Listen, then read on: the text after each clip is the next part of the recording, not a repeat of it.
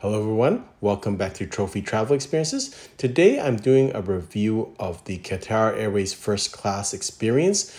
I actually stopped over in Doha, so this is the airport area when we check in. This is kind of unique. Most people just transit through, but I actually stayed in Doha and got to the airport. So when you go to the airport, you go to a separate first and business class for Qatar Airlines goes to a separate terminal. This is what you see at the front.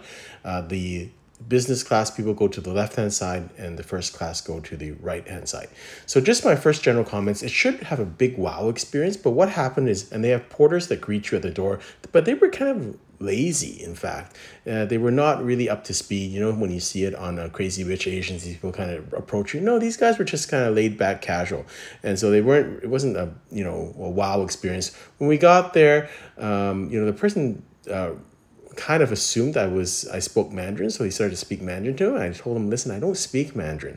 And so that was kind of weird that the start of this was not very good. Let's put it that way. And then there was no one in the actual terminal. So this is really just me coming in. They say that you're supposed to check in 3 hours before or maybe 4 hours, but I don't think there's any limit, in fact. I think you can check in anytime because there's no one there. And so my son and my wife were flying business class, so they allowed them to check in with me in first class. I think they were kind of flustered that I was upset, so they didn't really offer me any drinks. They didn't talk very much to me. So that I just thought it wasn't overall the experience on the ground wasn't that great. And so we got there, we checked in. It was fairly fast process, but one thing is that they let us check in to first class. So I don't know how it works with business class, but with first class you go to security and then straight up to the lounge. And so because my son and wife were not in first class, they took an escalator down to the business class lounge. But it's a very great experience, I guess, because you have no one there. It's all basically a private terminal, but the service standard could have been better and they could have been friendlier. So I thought they kind of dropped the ball on that part of it. Here's the check-in area, and you can see it's empty. And I guess you can say it's very impressive. Wow, so much space. But in another way, it's kind of a little eerie. It's kind of, there's no one there. Honestly, I saw no one in check-in. Maybe it's because I was early. No one through security because it's your own security place. The lounge was not, I wouldn't say really, really busy, but was okay. It was manageable. There wasn't a lot of people. I think as I got there around 5 hours earlier. But if you get there like 3 hours earlier, I think there would be more people. But I wouldn't use crowded as the description for it. One thing is that they do have rooms available for you to sleep in and book out, but in my experience, based on what I've seen from other videos, no one ever gets that. So just forget about that. But they do have showers, which I did grab a shower room later on in this video. This is the check-in desk with the Al Safwa First Class Lounge. The people are very friendly in the lounge. So that part I think was great. And so this is just a quick video of the inside, and it looks like a museum. So you can see that. And then as I walk down this corridor, these are works of art. This is not fake stuff. This is like real antiques. So I guess it's very culturally, it's really good. But in fact, I visited my son and my wife in the business class lounge, and I thought it was more fun, actually. They had lots more showers, a lot more showers than the first class. And they had a pool table and a foosball table and a gaming center. I thought it was actually more fun. I think this is more high end. But it's not, it's just huge, it's massive. So you'll see all these works of art. On the left-hand side, there's a waterfall that I'm not sure shows up that well in the video, but it's massive. It's very quiet in there. And yeah, it is impressive to a point, but it's also to a point kind of overkill. It's really like a lot. So you can see I'm walking down this corridor, and in the different sides, so to the right hand side there was a place where there's a spa. You can pay for a spa. There's also showers and there's rooms there. On the left hand side there was a small duty free. Now this is the major area of the lobby, and there is a service desk, as you'll see when I turn around the camera here, and then there all the way down there's some gates, so sometimes you'll be able to walk directly to the gate. And then this is their water feature here, which I think was quite impressive. And then straight on now, this is the main formal dining room. You'll see me dining in there. To the right-hand side of this, there's a kind of a more casual dining area that eats sushi. So the food and wine experience, I think, are tremendous. So this is, if you're a big foodie and big wine person, you'll love this lounge, and you can see the quality on everything that comes through this, as you'll see in the later part of this video. So again, these are just stills of the whole entrance, but it's massive. It's very impressive, I would say, when you first walk in, but after you walked it a couple of times, it's like, wow, that's a long walk.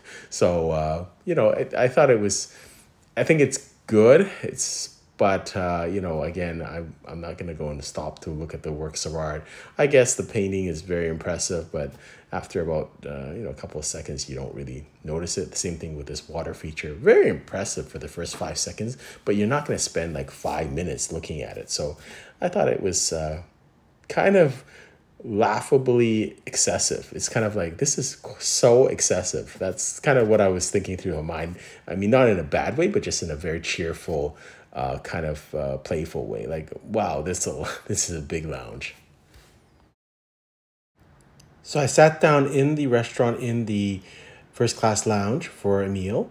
They change the menu all the time, so even the menu that they have online that you can find is always changing. So it's kind of always different. So this is their starter, which is Wagyu tartar, and I found it pretty decent. It was funny because I thought the actual food on board the plane was better than in the lounge, which is not usual. Maybe that's because I was, you know, had lower expectations, but this was fine. For my main, I had the lamb chops. Again, enjoyed it very much. I thought it was of decent quality. Presentation is nice, but I wouldn't say it's like if you look at my previous video about business class, where I said I would be happy a lot of those dishes, I'd be happy if I had them on the ground, and I wouldn't be surprised to have those at Michelin star restaurants. I would say this is a little bit below that quality, but still decent. So after eating there, I went over to the side cafe part, and this is where they serve kind of rolls. It's not really heavy sushi. It's more, you know, lighter sushi and smoked salmon, that type of stuff, which is surprising. I thought actually I went to again see my son and wife at the business class lounge, and I thought their sushi selection was better, in fact. So again, I think you get more high-end service here. I think it was busier in business class, but there's more, because there's probably more people, there's more selection. So I thought this was okay again. It was a decent selection. The one thing that surprised me is they did not have sake. So that was another thing that was surprising. I can only compare it to my experience in Emirates, where they did have sake, and they also had a much more extensive sushi bar. So here's the close-up of it. You have some futomaki and some kind of tuna rolls, but very light rolls, not really they don't have like a lot of selection of sushi. Very basic, maybe just salmon or tuna.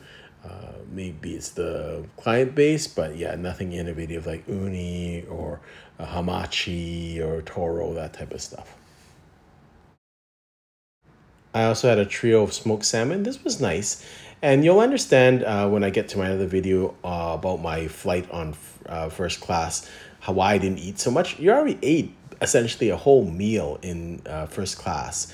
And when you get on board, you know, I can't eat that much. I'm amazed that some of these YouTubers can eat that much. I'm not sure if they eat the whole thing, because I couldn't. I was just stuffed. You know, and there's just not that much time to do that. The trip from Doha to Hong Kong is about 9 hours, and there's already 2 meals plus a snack. So I guess you could always, one thing that I saw someone else do, which was kind of, I thought, neat, was that instead of having breakfast, they had another entree from the dinner service meal. After my meal, I went to have a shower. At first, they said there was no showers available, but a shower did open up. Essentially, this was a one of their massage rooms. I guess no one was taking a massage, so they just gave this to me as my shower. So as you can see, there's a large room outside because that's the massage room. So there was lots of space in that room and privacy. And then I used the bathroom, which I thought was okay. You know, I don't, again, comparing to my experience from Emirates, I thought the Emirates bathroom was a little bit more impressive, but this was fine.